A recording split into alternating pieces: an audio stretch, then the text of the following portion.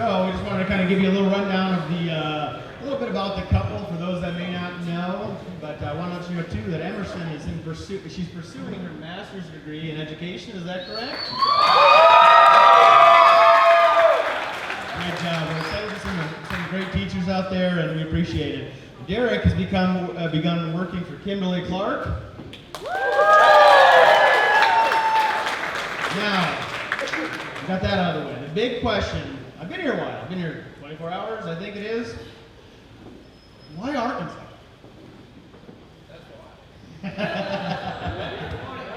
So why Arkansas? Oh, we're some Northerners. Yeah. All right, Yes. don't get too rough yet. So what I'm aware of is that Derek wanted to be here because of the Wharton School of Business as well as SEC Sports. Is that true? I heard wonderful things about the school, and I saw they put out a fantastic student, I think. Yes, yes. 4.0. That's true, 4.0. Woo-hoo! And Emerson, it was with the quality education program, so similar, just fantastic institution for her, where she was pursuing for a degree, as well as the campus, fell in love with the campus, and they gave her a lot of moolah to come up here. So. But with that, while they may have had their reasons, I think we all know that was all part of God's plan, right? It was how to bring them together. So. And I would say through that, just keep trusting Him. He'll keep providing for you. So just keep that foundation. So, but with that, I am still confused about this worst saying in all of college football. So Brent, will you try and help me out here? What is this? All right, everybody, let's call the pause.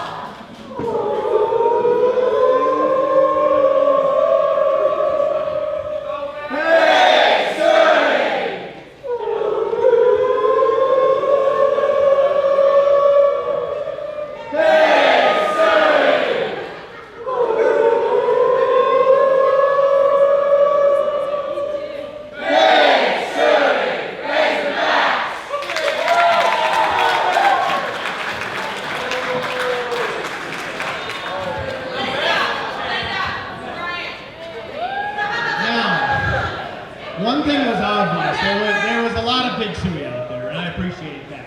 So there's a few tables that didn't seem to have the same spirit.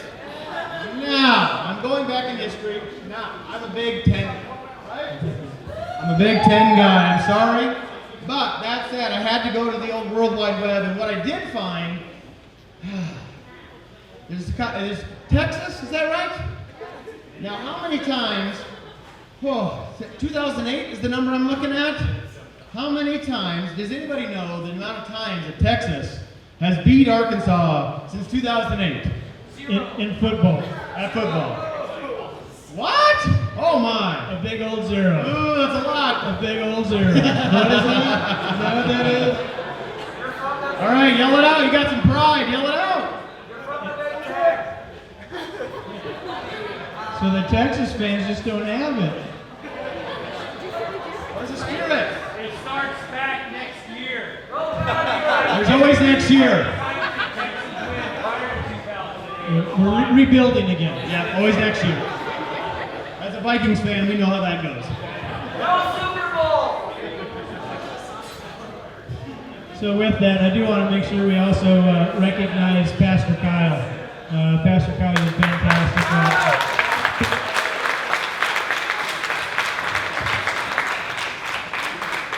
And we're blessed that on the Phi side, which is Michelle's side of Derek's family, we actually have a family business, and our grandma always started the meetings with a joke. So we're going to continue that effort. So this is for Michelle's grandma. So did you hear about the guy who stole the calendar?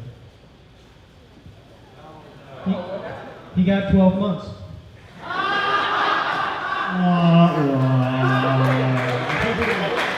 All right, Dan, let's keep this thing moving. That wasn't that bad. The quick gut check. How are we doing on the champagne? Everybody locked and loaded? Everybody good? All right. So our order with the champagne will be Father of the Bride.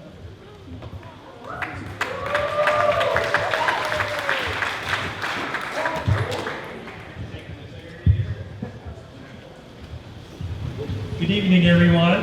I'm supposedly David the dentist. Last night's dinner. Actually, I'm Brian Talbot. I'm the father of the bride. I wanted to thank all of you guys, along with my wife, for coming. As you can see on the map that was on the little pamphlet, we've got people from everywhere, and I learned even more. So we thought we had West Coast, East Coast, North, South covered. We've got somebody here from Hawaii. And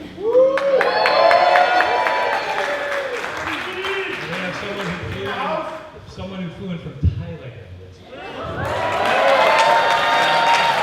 So if that doesn't show you anything, you have got a huge network, huge web of support here, and that's an important part of it. I'm hoping everybody's having a nice time. I'm going to do the first toast, but I'm going to keep it short. I think I've got a few words written. The pastor pretty much said everything, and so you write this speech and you just start scratching stuff out. So, oh wait, hold on a second. Brazoria County Appraisal District. Do we pay the property taxes? Okay, that part, yeah. What's this? Cava Group, 40 bottles, 7 on ball. Oh, that's the wine order, sorry.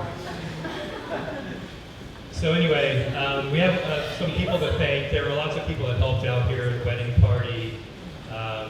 There are a lot of people that stepped up. Even friends just jumped in to flip this place so we could get you out of the heat. And I'm not going to name everybody, but everybody who's helped, thank you so much.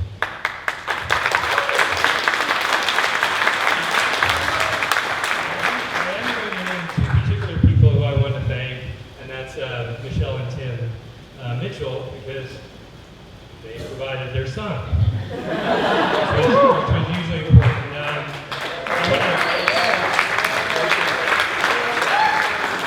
want to congratulate them on, he's a fine man, humble, kind, very polite.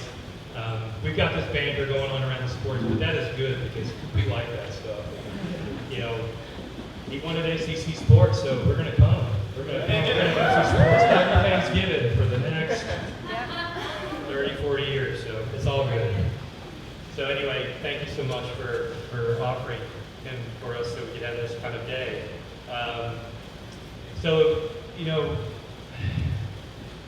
Christmas break around, 19 going into 20, there was a event and crew and started hearing about, there's a boy, so there was a boy, so that's good. And then there was a date, and then I think literally a week later, I was being called to pick her up at the door because the world was there. And we met Derek during COVID. That was our first time. They were doing the relationship through the computer, and she was watching movies with him, and we're like, where's our daughter? We're like, oh, it's supposed to be hunkered down.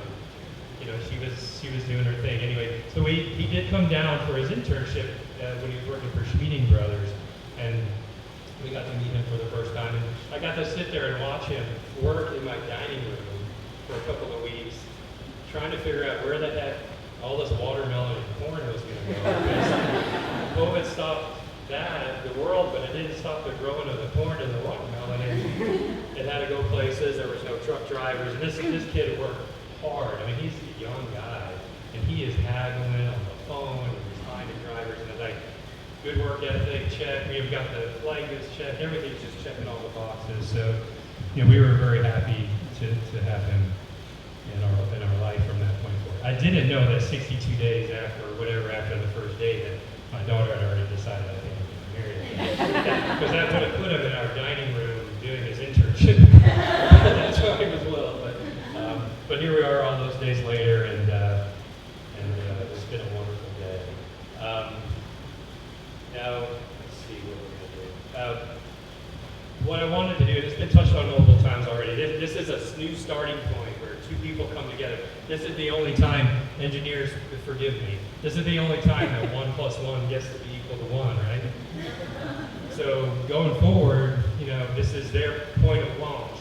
We have lots of other points of launch here that have been in the array for years, and I think you see how kind of the support that you have, but we're all here because we know this is a big moment for you guys, and we want to see it.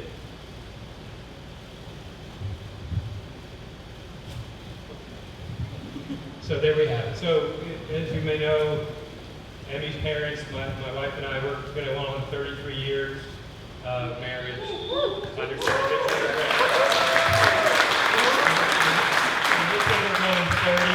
We got grandparents here that eclipse that like no other. So there's a good starting point here, a good foundation for your future. We want you to guys know we're all rooting for you. We're all going to be around, and we can't help but wait for all the joy and watch for all the joy that's coming. I was going to taunt you a little bit. I do have this ring in my pocket. Wasn't able to slip it to the groomsmen before, but that's what a World Series championship is. 2022. Everybody can still boo, but eventually, hopefully, you'll find reasons to cheer for your own team and stop booing. Put that there. Watch out. So there's one other thing. Every morning I roll over and there's this little peachy thing that we have above our doorway in our bedroom, and it says, "Love is a friendship called on fire."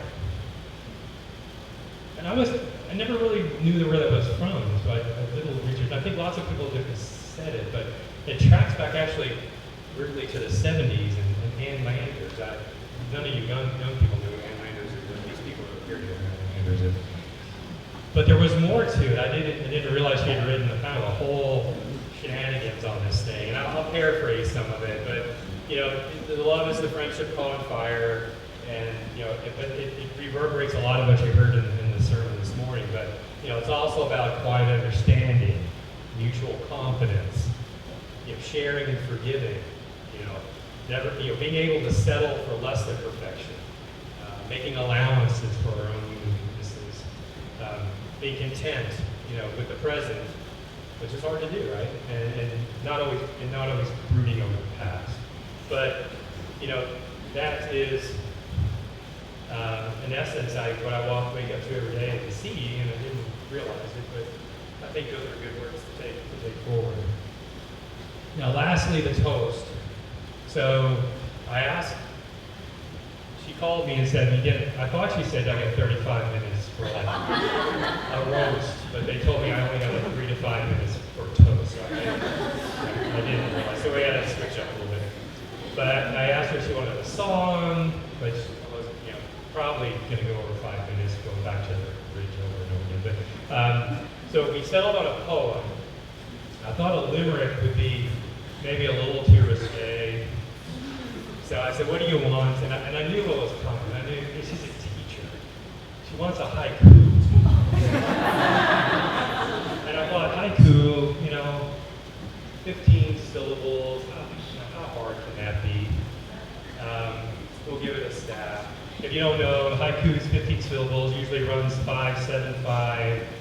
Traditionally, usually describes something in nature or an event in nature, and it's all of its beauty, and then the last line usually is the human reaction to that. So I do have a haiku written here. It says, "A white dress and veil, she lets go to take his hand." Angleton, Texas, 775. Sorry, let's try that again. A white dress and veil, she lets go to take his hand. Tears of joy and loss, but mostly. So I would like you guys to raise your glasses and join me in being the first to toast Derek and Emerson Mitchell. Always, always, always, here is to the joy.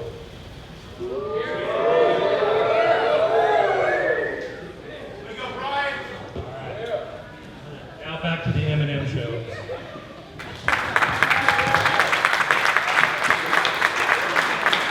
My first impression of Emmy, probably the biggest thing that stood out to me was her humor and her passion for life. Anytime she walks into a room, that room gets a lot happier.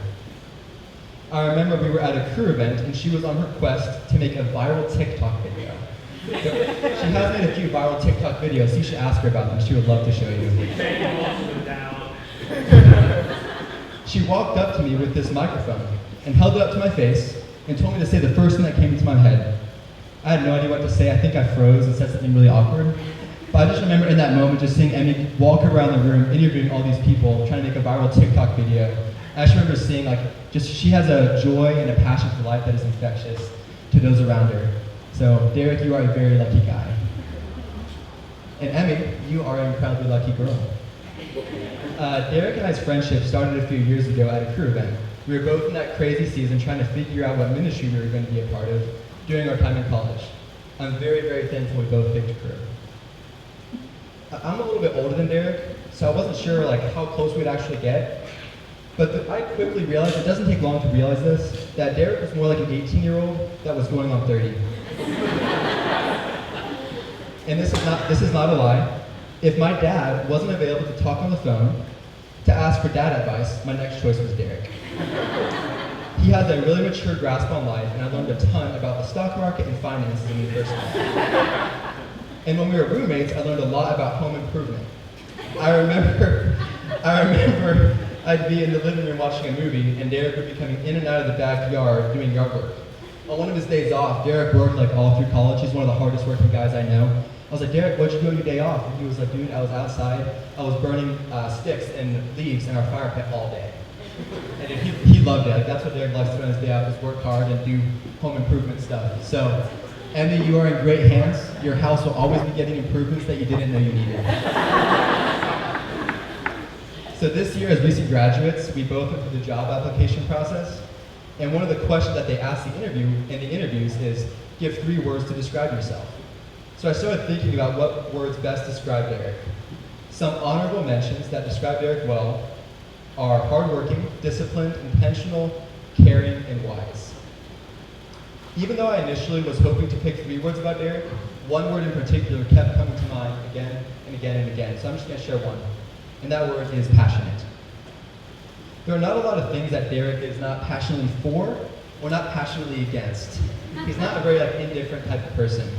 If you like a sports team or player that Derek hates, he will quickly let you know his opinion and why you are wrong. Yes, I can attest to that. And I actually tested this morning, and it's still true. If you're ever in the mood for a fun debate, just tell Derek how much you love iPhone.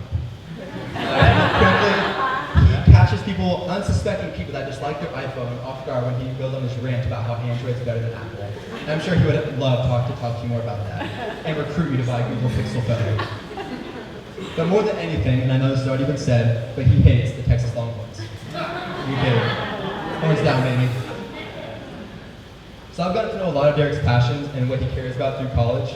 But one of my favorite parts of being friends with Derek has been seeing his passion for the Lord grow. I remember when he was taking a missions class called Perspectives, he would spend hours talking about the class and how it was changing his life. Derek's growing passion to tell people about Jesus was infectious to those around him. And Derek actually had the opportunity to help lead a mission trip to Thailand with crew. Part of that means you have to ask people for money, and that's an intimidating and hard thing to do. And I remember one day he came home from work and told me that a bunch of people from his workplace were going to support him financially on his mission trip with crew, and none of whom were Christians. And so that was just really cool. I think that speaks very, very highly of Derek's character, that Derek is passionate and he handles himself in a way that honors Christ, and people get behind. Derek's a very, very easy guy to get behind or to root for. And it's just been so inspiring. I'm about to head into the workplace soon, and it's just been really inspiring seeing how Derek's been intentional, living for the Lord, and just being incredibly generous with his time, resources, and money. And yes, Derek is passionate about a lot of things, but more than sports, more than home improvement, more than the stock market, Derek is passionate about his love for Emmy. Derek loves Emmy more than any other person in the world. Whenever we talked over COVID, he would talk about how much he missed Emmy. Whenever Emmy was having a hard day, whenever we were roommates, he would stop whatever he was doing to go help her and serve her. Derek serves people so well, and Emmy, he serves her the best.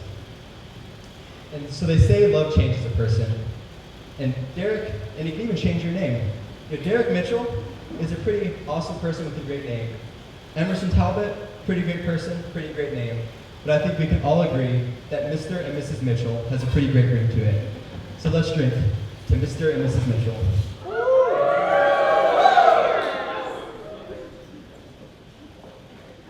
And with that, I'll pass it on.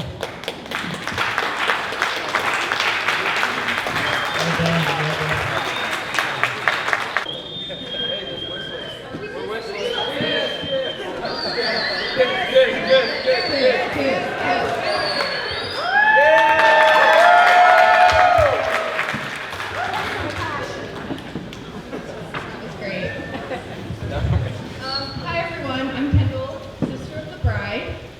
You can't tell by our identical faces. I'm going to preface this toast by saying I'm a horrible public speaker. If you know me, you know I'm not one for grand speeches. I can't get through a Zoom call without my childhood stutter making some small appearance, and I'm pretty sure I used to black out during every business presentation I was forced to give in college. So I'm a horrible public speaker, but I can read, as you can see. So Emmy, instead of a traditional toast, I wrote you a letter, and I'm going to read it to you. And to everyone else in this room, I guess, but I'm going to pretend like y'all aren't here. Dear Emerson, wow. I remember when you were a wee thing, small enough for piggyback rides. Now you're honestly still small enough for piggyback rides, but there's no way my back's still young and spry enough to carry you. Do you remember that time you got so scared at Safari you had to be carried back to the cabins by a counselor? For the benefit of the audience I'm pretending doesn't exist, Safari is the summer camp we went to as kids. Yes. The campers were told to gather in the woods for some nighttime stargazing, but really it was for a prank. In the pitch black darkness, the counselors told us a spooky story about the ghost that haunted the campsite, Crazy Joe. In the story, Crazy Joe died after being cut in half by a bulldozer, or maybe it was a forklift or some kind of construction vehicle that changed from year to year. And now he wandered the woods like that in two separate pieces, forever searching for his other half. And not in the cute way like Derek is your other half. In the horrific way that this man was literally looking for his legs. Anyway, I don't blame you for bursting into tears when the counselors threw a stuffed pair of pants at us. You were like 8, so. It broke my heart though to see you cry, so I stayed with you the whole time, trailing after the counselor who carried you, bridal style, LOL, until we made it back to the cabins and I could distract you with much nicer stories that contained neither blood nor gore. Because that's what big sisters are for, to distract you from the scary stuff. People say that having a sister is like having a built-in best friend. And yes, that's true. But having a sister is also a bit like hearing voices in your head. Not the hallucination kind, don't worry. More the conscience kind, like a guardian angel. Having a sister is like having a guardian angel sitting on your shoulder, helping to guide you through life because she's the only other person who really truly understands you. Sometimes better than you understand yourself. She might also simultaneously be the little devil sitting on your other shoulder, but I don't have time to unpack that metaphor right now. Having a sister is also always having someone to go to Target with. It's pinky promises and staying up late on a school night to watch the most unhinged videos on YouTube. It's sharing everything, your clothes, your bathroom, your fries, your favorite boy band member, the color of your eyes, your hopes and dreams and secrets. She told me a secret actually earlier today, so that is true. I didn't make it up. Having a sister is knowing what it is to love and be loved unconditionally. And now, Emmy, you'll know unconditional love in a new way, marriage. To quote our favorite and definitely the most underrated rom-com of all time, Netflix original Set It Up, starring Zoe Deutsch and Glenn Powell, you like because and you love despite. You like someone because of all their qualities, and you love someone despite some of their qualities. You love Derek despite his blatant disrespect for the University of Texas Longhorns, your family's beloved alma mater. And Derek loves you despite your inability to drive for longer than an hour without needing to stop to go to the restroom. And I think that's beautiful. I'm so incredibly happy for you both, and I can't wait to see where life takes y'all.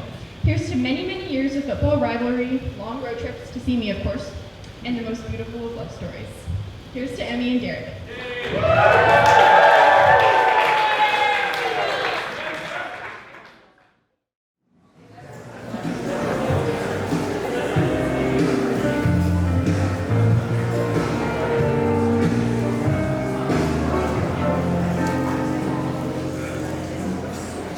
Say